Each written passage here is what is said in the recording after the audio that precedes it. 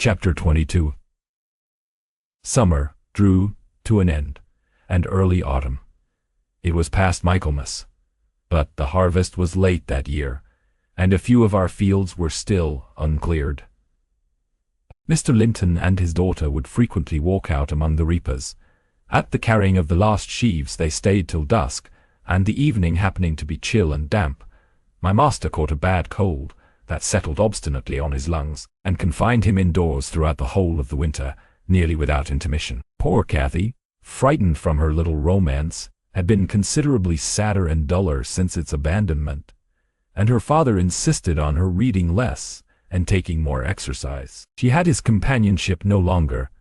I esteemed it a duty to supply its lack as much as possible with mine, an inefficient substitute, for I could only spare 2 aurum, 3 hours from my numerous diurnal occupations to follow her footsteps, and then my society was obviously less desirable than his. On an afternoon in October, or the beginning of November, a fresh watery afternoon, when the turf and paths were rustling with moist, withered leaves, and the cold blue sky was half hidden by clouds' dark grey streamers, rapidly mounting from the west, and boding abundant rainy, requested my young lady to forego her ramble, because I was certain of showers. She refused, and I unwillingly donned a cloak, and took my umbrella to accompany her on a stroll to the bottom of the park.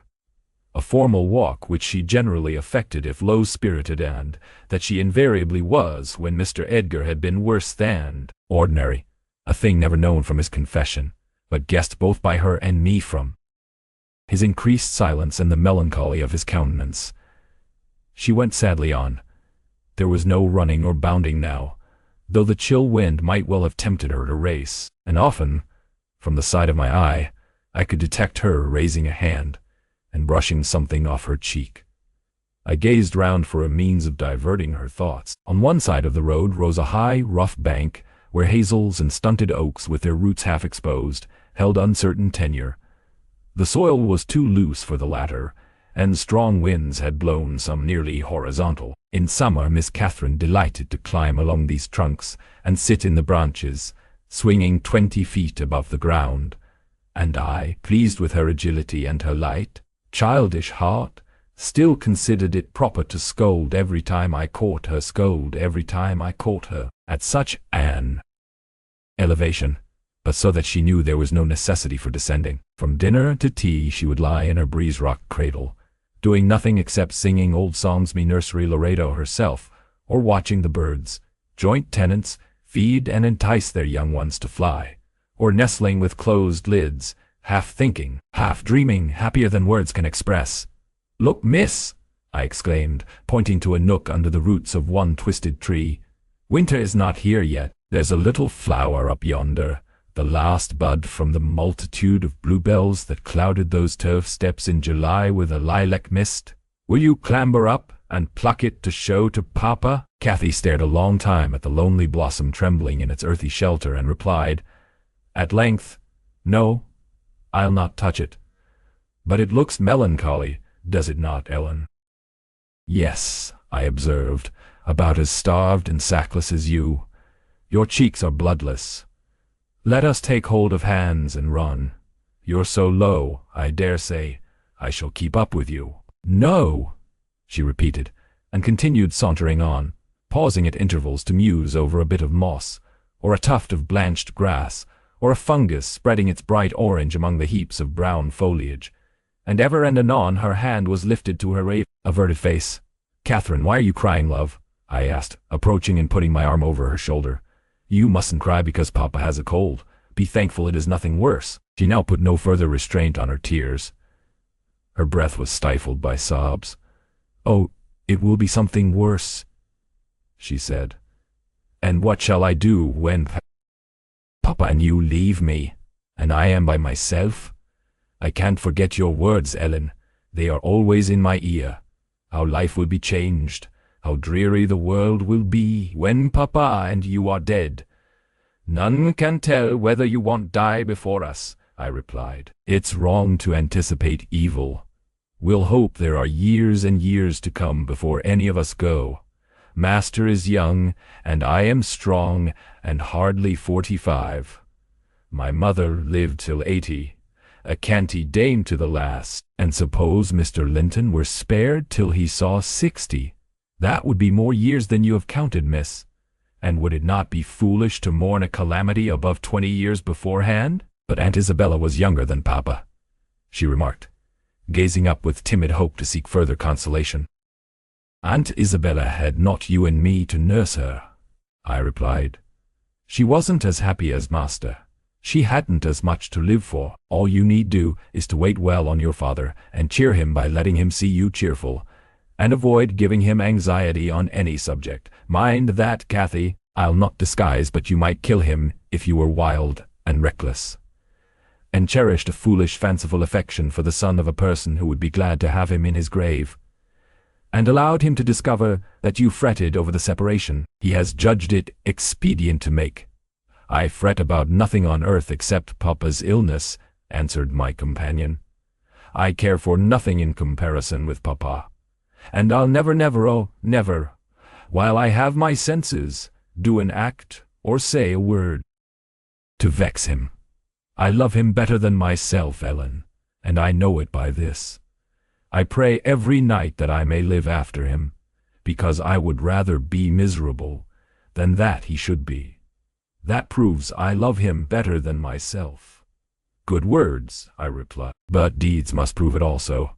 And after he is well, remember you don't forget resolutions formed in the hour of fear. As we talked, we neared a door that opened on the road, and my young lady, lightening into sunshine again, climbed up and seated herself on the top of the wall, reaching over to gather some hips that bloomed scarlet on the summit branches of the wild rose trees shadowing the highway side. The lower fruit had disappeared, but only birds could touch the upper, except from Cathy's present station. In stretching to tear iron and see what confusion, I'd rose only rein out as here the you and then rider, in fat sapphire, and war, answered station.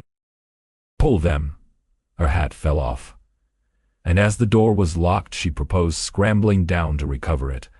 I bid her be cautious lest she got a fall, and she nimbly disappeared, but the return was no such easy matter.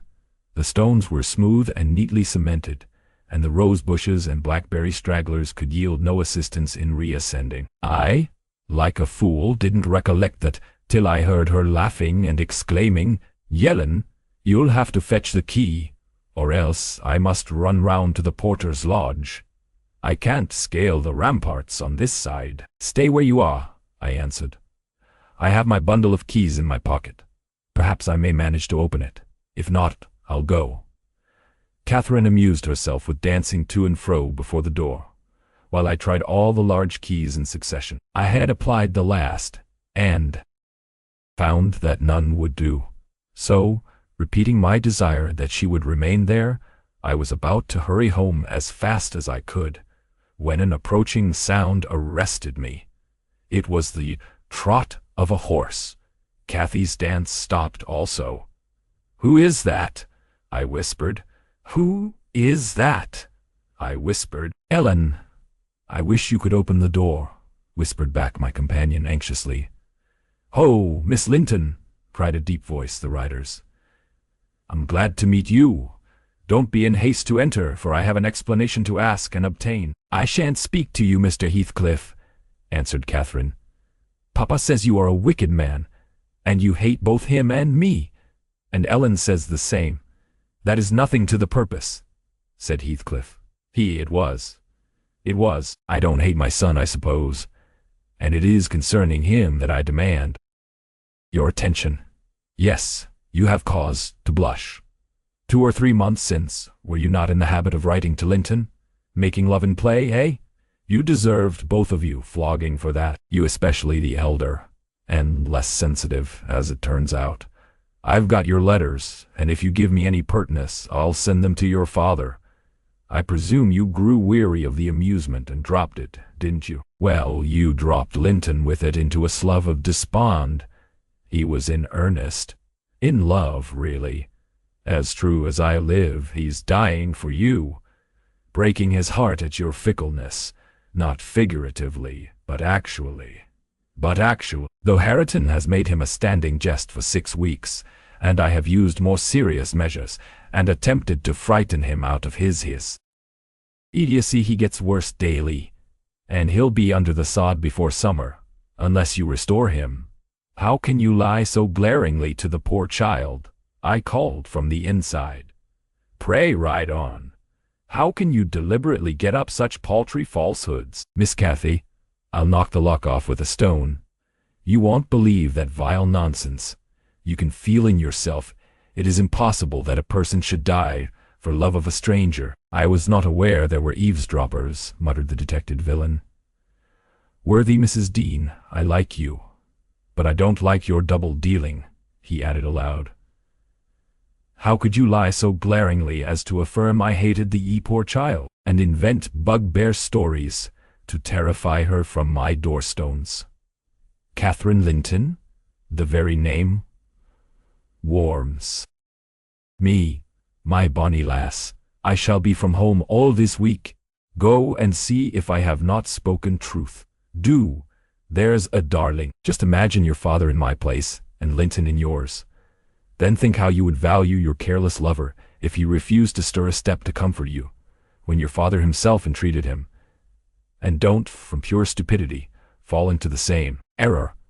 I swear, on my salvation, he's going to his grave, and none but you can save him. The lock gave way, and I issued out. I swear Linton is dying, repeated Heathcliff, looking hard at me, and grief and disappointment are hastening his death.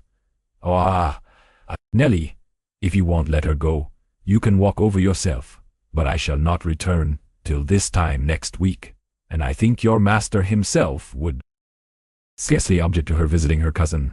Come in, said I, taking Cathy by the arm, and half forcing her to re-enter.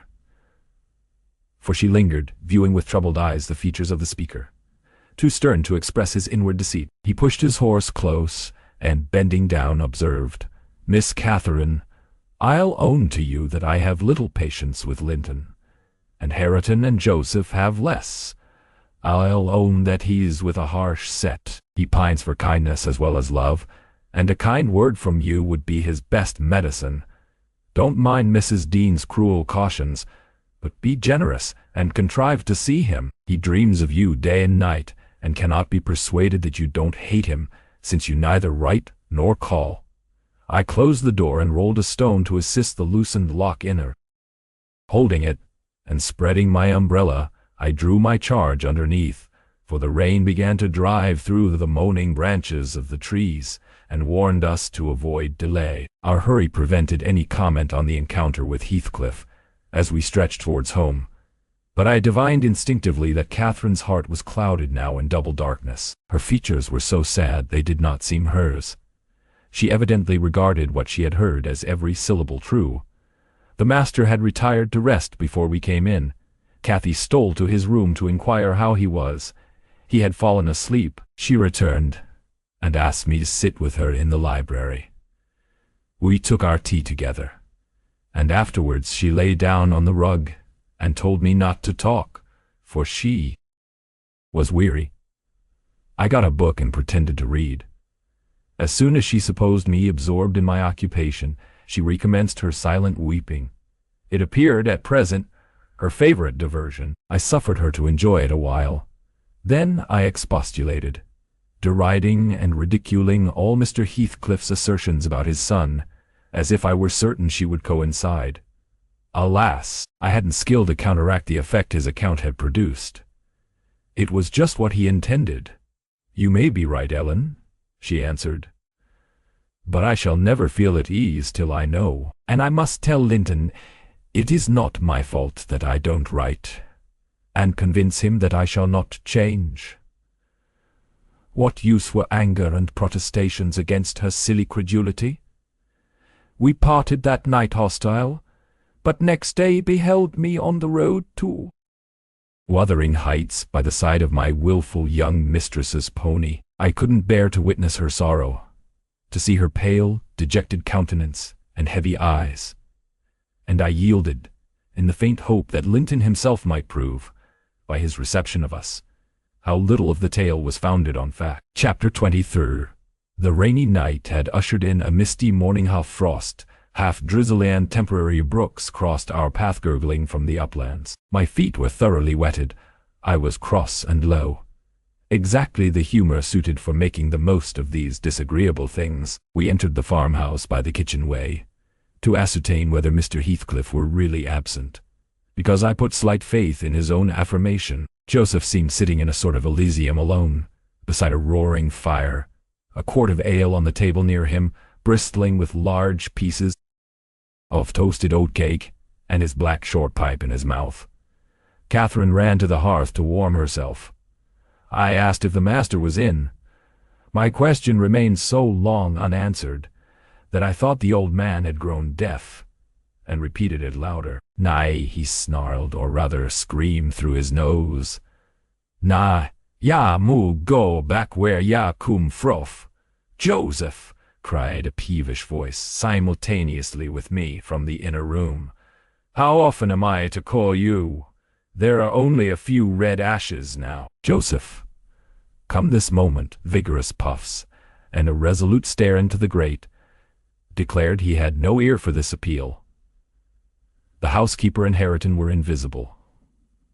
One gone on an errand, and the other at his work, probably. We knew Linton's tones and entered. "Oh, I hope you'll die in a garret, starved to death," said the boy, mistaking our approach for that of his negligent attendant. He stopped on observing his error.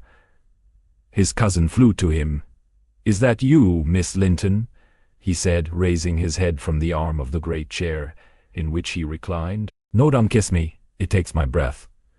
"Dear me, Papa said you would call," continued he, after recovering a little from Catherine's embrace, while she stood by looking very contrite. "Will you shut the door, if you please? You left it open, and those detestable creatures won't bring coals to the fire. It's so cold." I stirred up the cinders and fetched a scuttleful myself. The invalid complained of being covered with ashes, but he had a tiresome cough, and looked feverish and ill, so I did not rebuke his temper. "Well, Linton," murmured Catherine, when his corrugated brow relaxed, "are you glad to see me? Can I do you any good? Why didn't you come before?" he asked. "You should have come, instead of writing. It tired me dreadfully writing those long letters. I'd far rather have talked to you. Now, I can neither bear to talk nor anything else. I wonder where Zillah is. Will you, looking at me, step into the kitchen and see?" I had received no thanks for my other service, and being unwilling to run to and fro at his behest, I replied, "Nobody is out there but Joseph." "I want to drink," he exclaimed fretfully, turning away. "Zillah is constantly gadding off to Gimmerton since Papa went. It's miserable, and I'm obliged to come down here. They resolved never to hear me upstairs. Is your father attentive to you, Master Heathcliff?" I asked, perceiving Catherine to be checked in her friendly advances. "Attentive? He makes them a little more attentive at least," he cried. "The wretches! Do you know, Miss Linton, that brute Hareton laughs at me. I hate him. Indeed, I hate them all. They are odious beings." Cathy began searching for some water. She lighted on a pitcher in the dresser, filled a tumbler, and brought it. He bid her add a spoonful of wine from a bottle on the table, and having swallowed a small portion, appeared more tranquil, and said she was very kind. "And are you glad to see me?" asked she, reiterating her former question, and pleased to detect the faint dawn of a smile. "Yes, I am.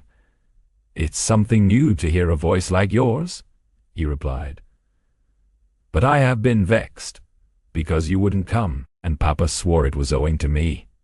He called me a pitiful, shuffling, worthless thing, and said you despised me. And if he had been in my place, he would be more the master of the Grange than your father by this time." "But you don't despise me, do you, miss? I wish you would say Catherine or Cathy," interrupted my young lady.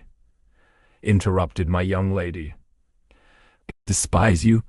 No. Next to Papa and Ellen, I love you better than anybody living. I don't love Mr. Heathcliff, though, and I dare not come when he returns. Will he stay away many days? Not many, answered Linton, but he goes on to the moors frequently, since the shooting season commenced, and you might spend an hour or two with me in his absence. Do say you will. I think I should not be peevish with you. You'd not provoke me, and you'd always be ready to help me, wouldn't you? Yes, said Catherine, stroking his long soft hair. If I could only get Papa's consent, I'd spend half my time with you. Pretty Linton, I wish you were my brother, and then you would like me as well as your father, observed he, more cheerfully, but Papa says you would love me better than him and all the world, if you were my wife. So I'd rather you were that.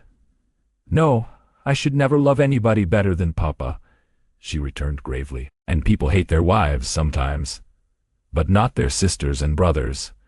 And if you were the latter, you would live with us, and Papa would be as fond of you as he is of me. Linton denied that people ever hated their wives, but Cathy affirmed they did, and, in her wisdom, instanced his own father's aversion to her aunt. I endeavored to stop her thoughtless tongue. I couldn't succeed till everything she knew was out. Master Heathcliff, much irritated, asserted her relation was false. Papa told me, and Papa does not tell falsehoods, she answered pertly. My Papa scorns yours, cried Linton. He calls him a sneaking fool. Yours is a wicked man, retorted Catherine. And you are very naughty to dare to repeat what he says. He must be wicked to have made Aunt Isabella leave him as she did. Oh, she didn't leave him, said the boy. You shan't contradict me. She did, cried my young lady. Well, I'll tell you something, said Linton. Your mother hated your father, now then. Oh, exclaimed Catherine, too enraged to continue. And she loved mine, added he. You little liar, I hate you now, she panted, and her face grew red with passion. She did, sang Linton, sinking into the recess of his chair and leaning back his head to enjoy the agitation of the other disputant, who stood behind. Hush, Master Heathcliff, I said. That's your father's tale too, I suppose. It isn't. You hold your tongue, he answered.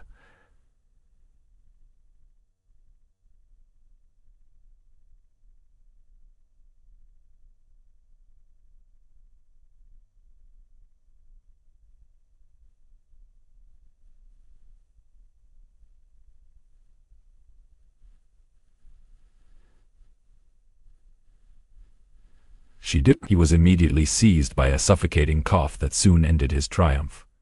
It lasted so long that it frightened even me. As to his cousin, she wept with all her might, aghast at the mischief she had done. Though she said nothing, I held him till the fit exhausted itself. Then he thrust me away and leant his head down silently. Catherine quelled her lamentations also, took a seat opposite, and looked solemnly into the fire.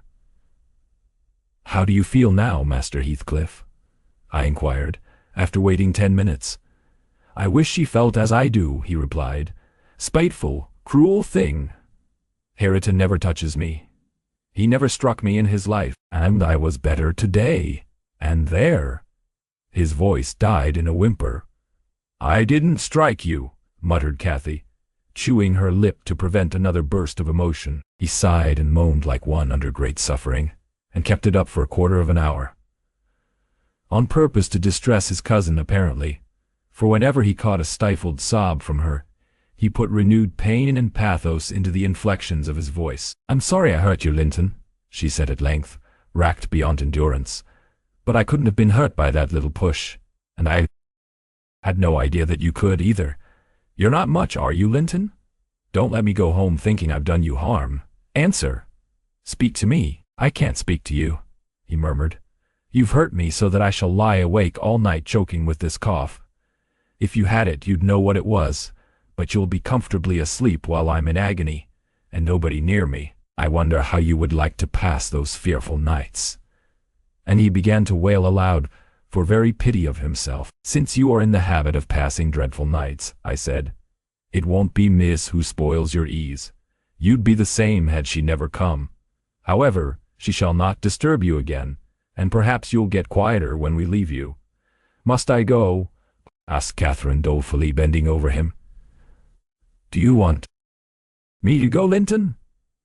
"You can't alter what you've done," he replied pettishly, shrinking from her, "unless you alter it for the worse by teasing me into a fever." "Well then, I must go," she repeated. "Let me alone at least," said he. "I can't bear your talking." She lingered, and resisted my persuasions to departure a tiresome while. But as he neither looked up nor spoke, she finally made a movement to the door, and I followed. We were recalled by a scream. Linton had slid from his seat onto the hearthstone and lay writhing in the mere perverseness of an indulged plague of a child, determined to be as grievous and harassing as it can. I thoroughly gauged his disposition from his behavior, and saw at once it would be folly to attempt humoring him. Not so my companion. She ran back in terror, knelt down and cried and soothed and entreated till he grew quiet from lack of breath, by no means from compunction at distressing her. "I shall lift him on to the settle," I said, "and he may roll about as he pleases. We can't stop to watch him. I hope you are satisfied, Miss Cathy, that you are not the person to benefit him, and that his condition of health is not occasioned by attachment to you. Now then, there he is. Come away. As soon as he knows there is nobody by to care for his nonsense, he'll be glad to lie still." She placed a cushion under his head and offered him some water. He rejected the latter and tossed uneasily on the former, as if it were a stone or a block of wood. She tried to put it more comfortably. "I can't do with that," he said. "It's not high enough." Catherine brought another to lay above it. "That's too high," murmured the provoking thing. "How must I arrange it then?" she asked despairingly. He twined himself up to her as she half knelt by the settle and converted her shoulder into a support. "No, that won't do," I said. "You'll be content with the cushion, Master Heathcliff. Miss has wasted too much time on you already. We cannot remain 5 minutes longer." "Yes, yes, we can," replied Cathy. "He's good and patient now. He's beginning to think I shall have far greater misery than he will tonight, if I believe he is the worse for my visit, and then I dare not come again. Tell the truth about it, Linton, for I mustn't come, if I have hurt you." "You must come to cure me," he answered. "You ought to come, because you have hurt me. You know you have extremely. I was not as ill when you entered as I am at present, was I? But you've made yourself ill by crying and being in a passion." "I didn't do it all," said his cousin. "However, we'll be friends now, and you want me. You would wish to see me sometimes, really." "I told you I did," he replied impatiently. "Sit on the settle and let me lean on your knee. That's as Mamma used to do whole afternoons together. Sit quite still and don't talk, but you may sing a song, if you can sing, or you may say a nice, long, interesting balladone of those you promised to teach me, or a story." "I'd rather have a ballad, though. Begin." Catherine repeated the longest she could remember. The employment pleased both mightily. Linton would have, and after that, another, notwithstanding my strenuous objections, and so they went on until the clock struck 12, and we heard Hareton in the court, returning for his dinner. "And tomorrow, Catherine? Will you be here tomorrow?" asked young Heathcliff, holding her frock as she rose reluctantly. "No," I answered, "nor next day neither." She, however, gave a different response evidently, for his forehead cleared as she stooped and whispered in his ear. "You won't go tomorrow, recollect, miss. I commenced when we were out of the house. You are not dreaming of it, are you?" She smiled. "Oh, I'll take good care," I continued, "till I have that lock mended, and you can escape by no way else. I can get over the wall," she said, laughing. "The Grange is not a prison, Ellen, and you are not my gaoler. And besides, I'm almost 17. I'm a woman. And I'm certain Linton would recover quickly if he had me to look after him. I'm older than he is, you know, and wiser. Less childish, am I not?" and he'll soon do as I direct him, with some slight coaxing. He's a pretty little darling when he's good. I'd make such a pet of him if he were mine. We should never quarrel, should we, after we were used to each other? Don't you like him, Ellen?" "Like him?" I exclaimed. The worst-tempered bit of a sickly slip that ever struggled into its teens.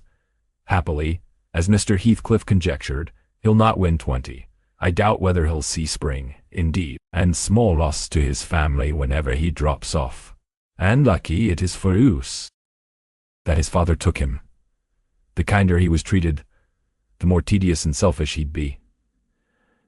I'm glad you have no chance of having him for a husband, Miss Catherine." My companion waxed serious at hearing this speech. To speak of his death so regardlessly wounded her feelings. "He's younger than I," she answered, after a protracted pause of meditation, "and he ought to live the longest. He must live as long as I do. He's as strong now as when he first came into the north. I'm positive of that. It's only a cold that ails him, the same as Papa has. You say Papa will get better, and why shouldn't he?" Well, well," I cried. "After all, we needn't trouble ourselves. For listen, miss, and mind, I'll keep my word. If you attempt going to Wuthering Heights again with or without me, I shall inform Mr. Linton.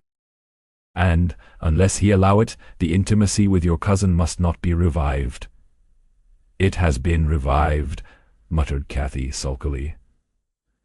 "Must not be continued, then," I said. "We'll see," was her reply, and she set off at a gallop, leaving me to toil in the rear. We both reached home before our dinner time. My master supposed we had been wandering through the park, and therefore he demanded no explanation of our absence. As soon as I entered, I hastened to change my soaked shoes and stockings. But sitting such a while at the Heights had done the mischief. On the succeeding morning, I was laid up, and during 3 weeks, I remained incapacitated for attending to my duties.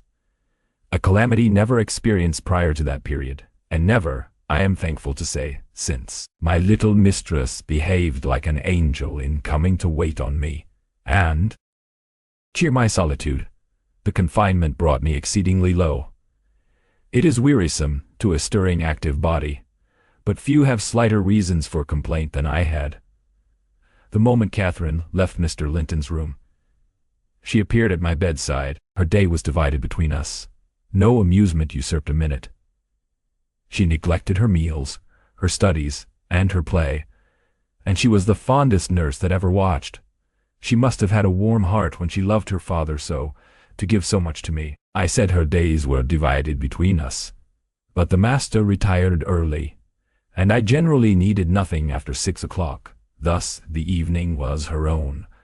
Poor thing, I never considered what she did with herself after tea, and though frequently, when she looked in to bid me good night, I remarked a fresh color in her cheeks and a pinkness over her slender fingers, instead of fancying the hue borrowed from a cold ride across the moors, I laid it to the charge of a hot fire in the library. Chapter 24. At the close of 3 weeks, I was able to quit my chamber and move about the house. And on the first occasion of my sitting up in the evening, I asked Catherine to read to me, because my eyes were weak. We were in the library, the master having gone to bed. She consented, rather unwillingly, I fancied. And imagining my sort of books did not suit her, I bid her please herself in the choice of what she perused. She selected one of her own favorites, and got forward steadily about an hour. Then came frequent questions. "Ellen, are not you tired? Hadn't you better lie down now? You'll be sick keeping up so long, Ellen." "No, no, dear, I'm not tired," I returned continually. Perceiving me immovable, she essayed another method of showing her disrelish for her occupation. It changed to yawning and stretching, and "Ellen, I'm tired. Give over then and talk," I answered. That was worse. She fretted and sighed, and looked at her watch till 8, and finally went to her room, completely overdone with sleep, judging by her peevish, heavy look and the constant rubbing she inflicted on her eyes. The following night she seemed more impatient still, and on the 3rd from recovering my company she complained of a headache and left me. I thought her conduct odd, and having remained alone a long while, I resolved on going and inquiring whether she were better, and asking her to come and lie on the sofa, instead of upstairs in the dark. No Catherine could I discover upstairs, and none below. The servants affirmed they had not seen her. I listened at Mr. Edgar's door. All was silence. I returned to her apartment, extinguished my candle, and seated myself in the window. The moon shone bright. A sprinkling of snow covered the ground, and I reflected that she might possibly have taken it into her head to walk about the garden for refreshment. I did detect a figure creeping along the inner fence of the park, but it was not my young mistress. On its emerging into the light, I recognized one of the grooms. He stood a considerable period, viewing the carriage road through the grounds, then started off at a brisk pace as if he had detected something, and reappeared presently, leading Mrs. Pony. And there she was, just dismounted and walking by its side. The man took his charge stealthily across the grass towards the stable. Cathy entered by the casement window of the drawing-room and glided noiselessly up to where I awaited her. She put the door gently to, slipped off her snowy shoes, untied her hat, and was proceeding, unconscious of my espionage, to lay aside her mantle, when I suddenly rose and revealed myself. The surprise petrified her an instant.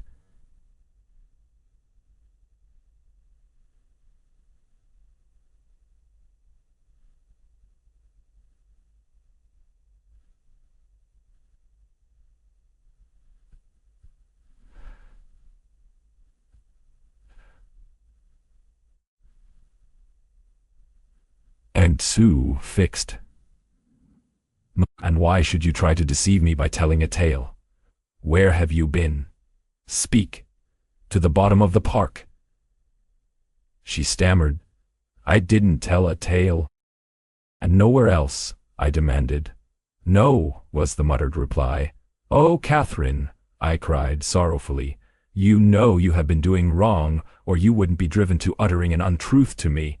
That does grieve me.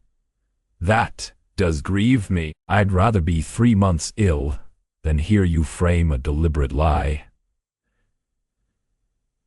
She sprang forward, and bursting into tears, threw her arms round my neck. Well, Ellen, I'm so afraid of you being angry, she said. Promise not to be angry, and you shall know the very truth. I hate to hide it. We sat down in the window seat. I assured her I would not scold, whatever her secret might be, and I guessed it, of course.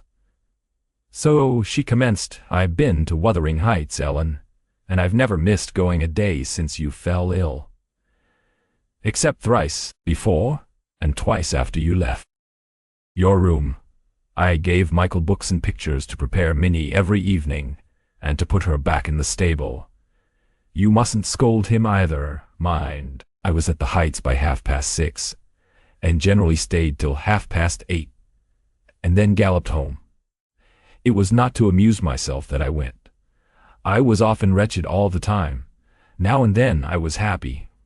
Once in a week, perhaps. At first, I expected there would be sad work persuading you to let me keep my word to Linton, for I had engaged to call again next day, when we quitted him.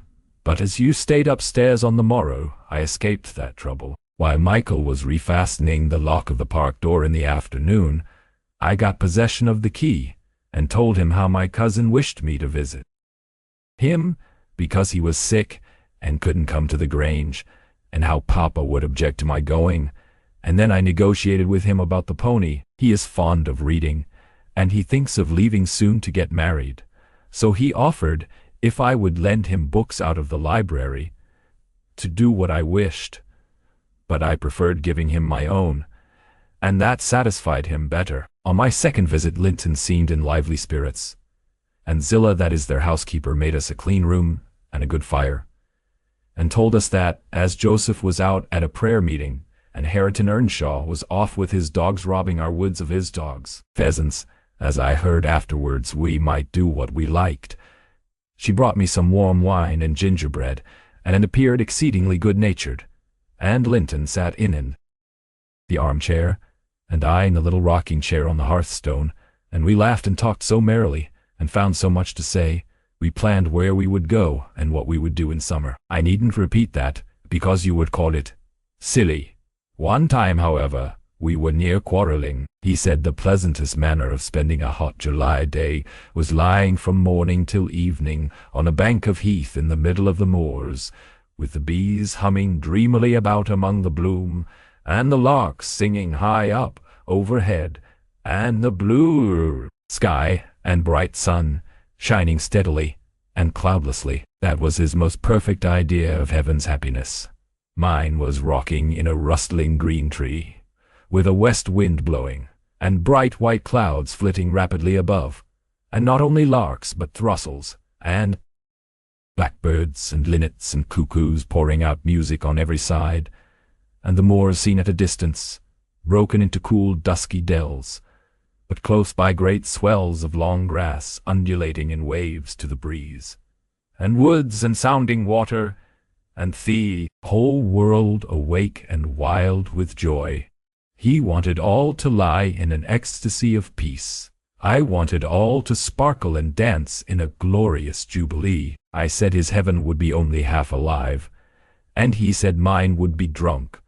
I said I should fall asleep in his, and he said he could not breathe in mine, and began to grow very snappish. At last we agreed to try both, as soon as the right weather came, and then we kissed each other and were friends. After sitting still an hour, I looked at the great room with its faint, smooth, uncarpeted floor, and thought how nice it would be to play in if we removed the table. And I asked Linton to call Zillah in to help us, and we'd have a game at blindman's buff. She should try to catch us. You used to, you know, Ellen. He wouldn't. There was no pleasure in it, he said, but he consented to play at ball with me. We found two in a cupboard, among a heap of old toys, tops, and hoops, and battledores and shuttlecocks. One was marked C, and the other H.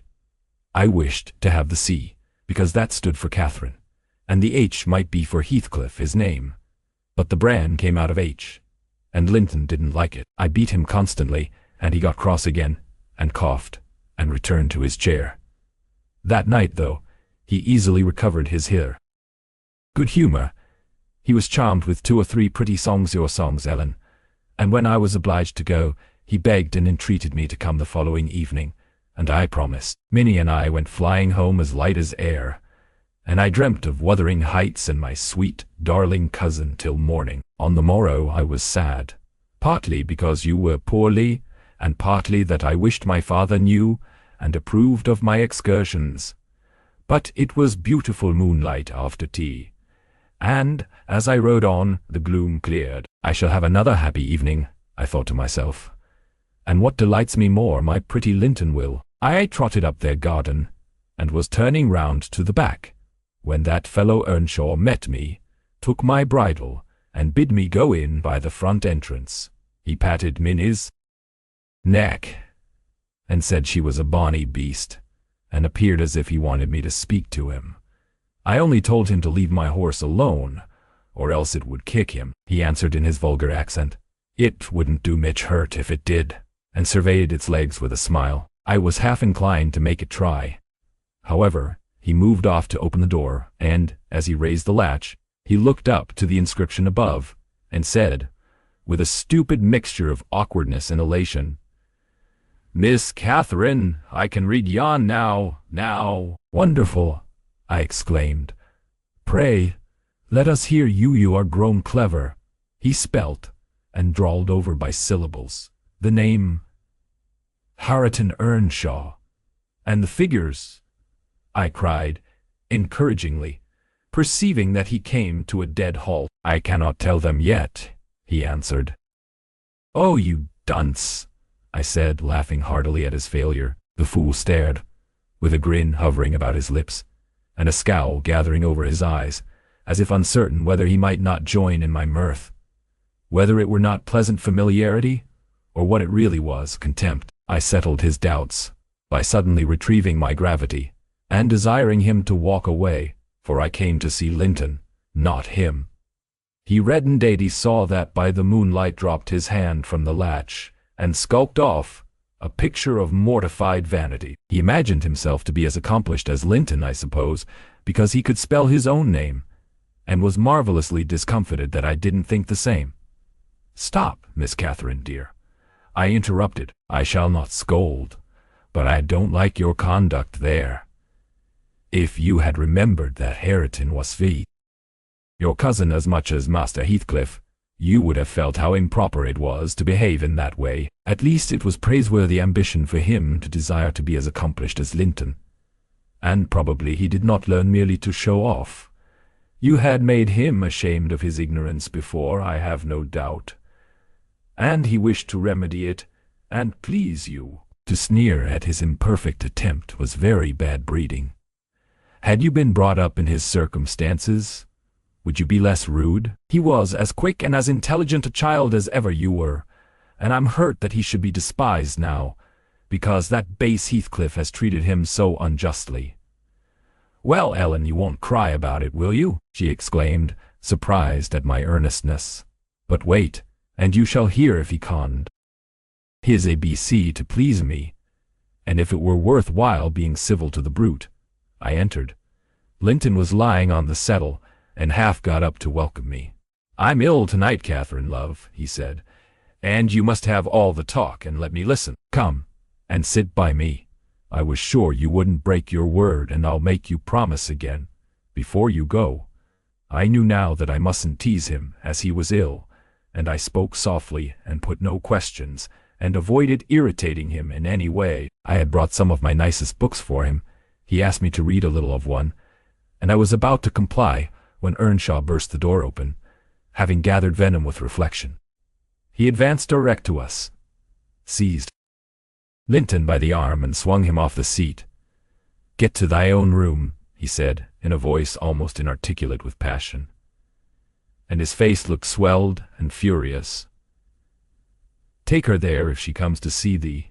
Thou shalln't keep me out of this. Begone, we ye both, he swore at us, and left Linton no time to answer, nearly throwing him into the kitchen. And he clenched his fist as I followed, seemingly longing to knock me down. I was afraid for a moment, and I let one volume fall.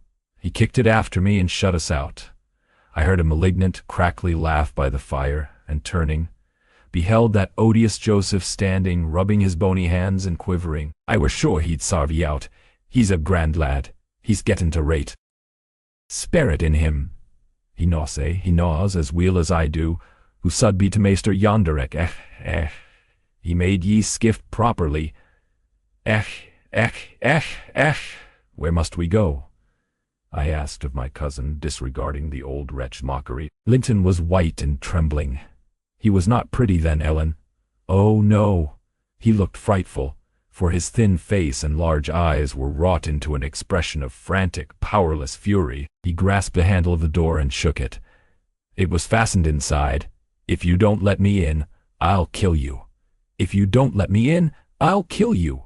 He rather shrieked than said, Devil! Devil! I'll kill you! I'll kill you! Joseph uttered his croaking laugh again.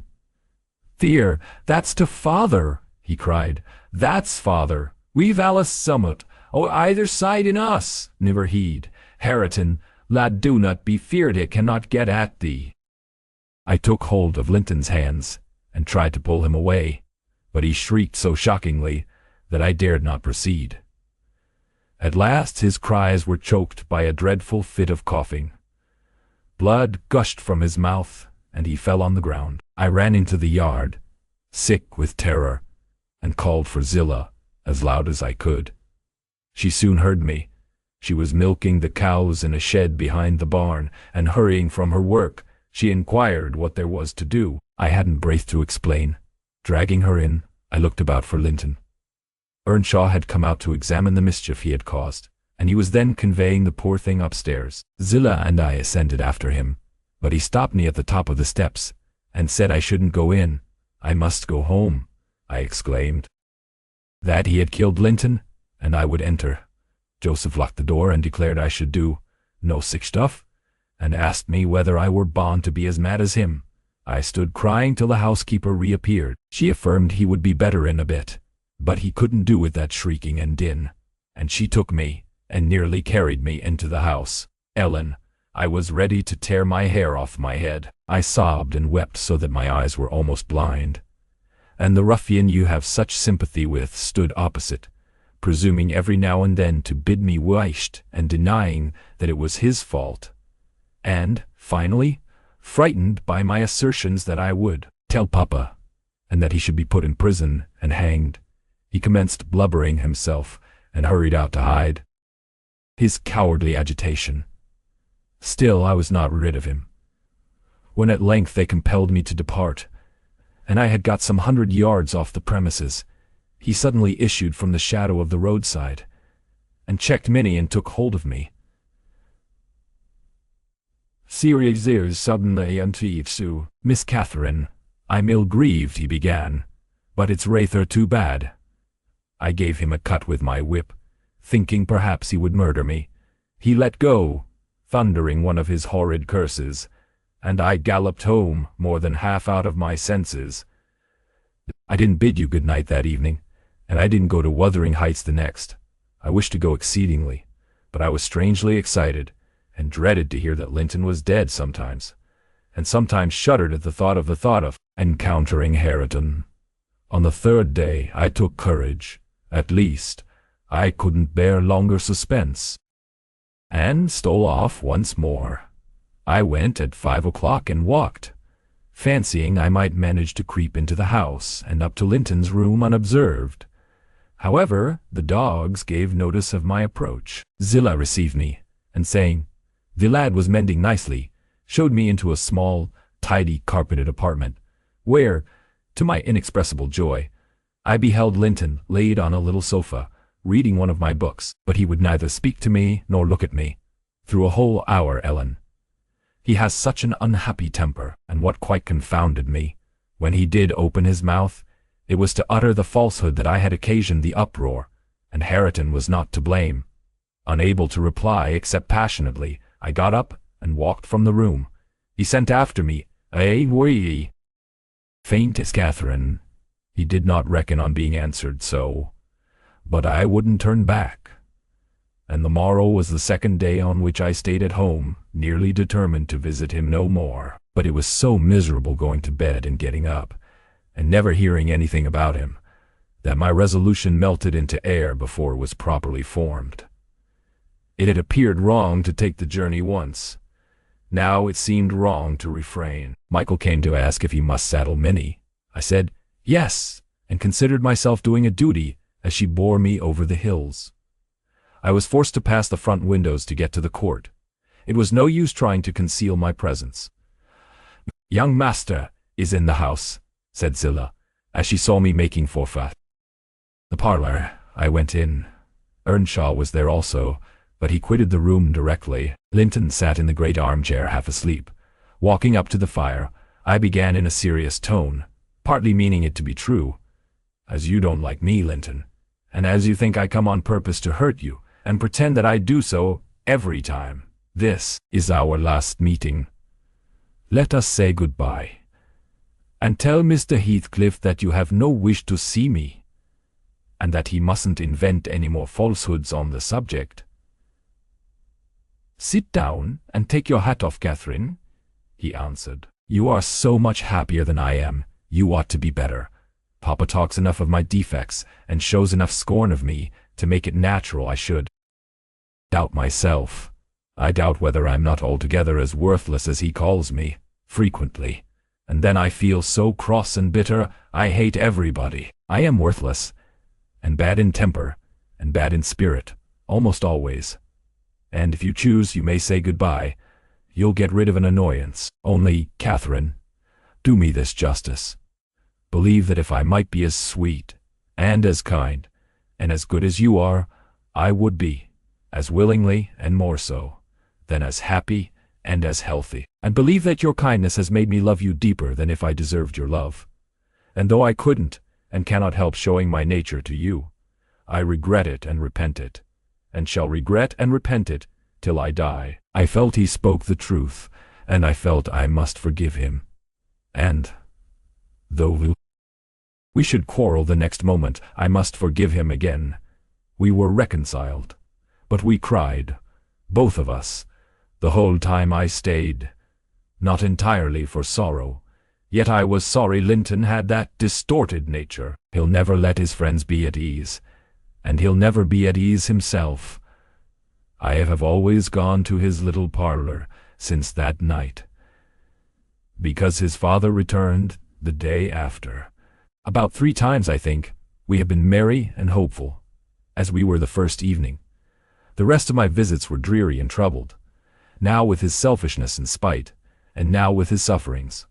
But I've learned to endure the former, with he has learned nearly as little resentment as the latter. Mr. Heathcliff purposely avoids me. I have hardly seen him at all. Last Sunday, indeed, coming earlier than usual, I heard him abusing poor Linton cruelly for his conduct of the night before. I can't tell how he knew of it, unless he listened. Linton had certainly behaved provokingly. However, it was the business of nobody but me, and I interrupted Mr. Heathcliff's lecture by entering and telling him so. He burst into a laugh and went away, saying he was glad I took that view of the matter. Since then, I've told Linton he must whisper his bitter things. Now, Ellen, you have heard all. I can't be prevented from going to Wuthering Heights except by inflicting misery on 2 people. Whereas, if you'll only not tell Papa, my going need disturb the tranquillity of none. You'll not tell, will you? It will be very heartless if you do. It will be very heartless if you do. It will be very heartless. I'll make up my mind on that point by tomorrow, Miss Catherine. I replied. It requires some study, and so I leave you to your rest and go think it over. I thought it over aloud, in my master's presence, walking straight from her room to his, and relating the whole story, with the exception of her conversations with her cousin, and any mention of Hareton. Mr. Linton was alarmed and distressed, more than he would acknowledge to me. In the morning, Catherine learnt my betrayal of her confidence, and she learnt also that her secret visits were to end. In vain she wept and writhed against the interdict, and implored her father to have pity on Linton. All she got to comfort her was a promise that he would write and give him leave to come to the Grange when he pleased, but explaining that he must no longer expect to see Catherine at Wuthering Heights. Perhaps, had he been aware of his nephew's disposition and state of health, he would have seen fit to withhold even that slight consolation.